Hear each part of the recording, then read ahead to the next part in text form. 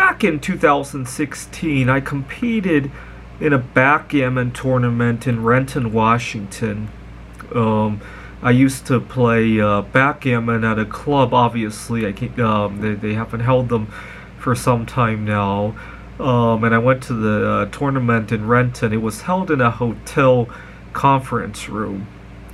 And the following year, I was really disappointed to see that they wouldn't be holding the tournament again. And when I went to find out why, the director explained to me that the cost was a lot higher than they had anticipated, that at the end of the tournament they got charged all these extra fees, that it was in the fine print or something like that.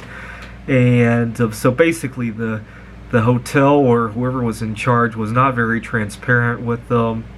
We were hoping to hold another one this year. They had found another venue, but obviously all the problems of 2020 changed all of that. So that was kind of disappointing, but that's okay because I used this time to write probably the strongest backgammon AI in the world. We'll have to find out next month at the Computer Olympia, but if I win that, I'm hoping to compete in the man versus machine tournament. That's usually held in Israel, where the strongest backgammon grandmaster plays against the strongest AI backgammon. I'm hoping to, if not this year, at least sometime in my life.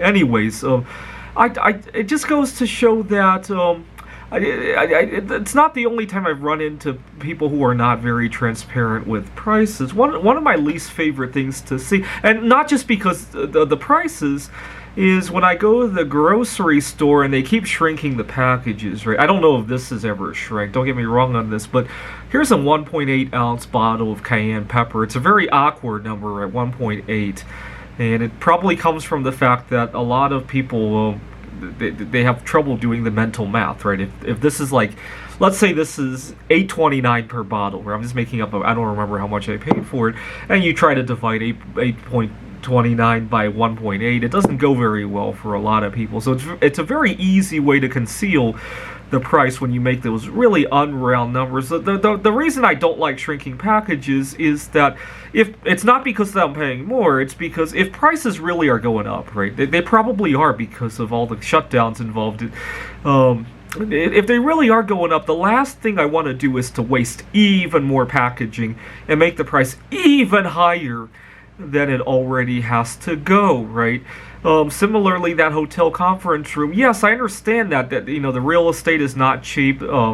It's in King County, so there's probably a lot of property taxes. I understand that, but to put everything in so much fine print that people have to spend endless hours decoding it only adds more to the cost, right? I'd rather it be more transparent, right? Similarly, when I try to buy something online, recently when I booked this place on Airbnb, fortunately this is in a place without so many weird fees, right? Airbnb always shows one price, and then when you click it, it's a different price. I mean, I don't mind if it actually costs something. I understand that. What I dislike is that on top of paying all those prices, now I have to spend extra time actually going through the pages one by one to see which kind of fees each Airbnb listing actually costs, right? That part doesn't make sense, right? Nobody benefits from me spending half an hour going through all the Airbnb listings, right? When I actually pay something, somebody actually gets that money, right? So that part I actually don't mind nearly as much, right? Thanks for watching.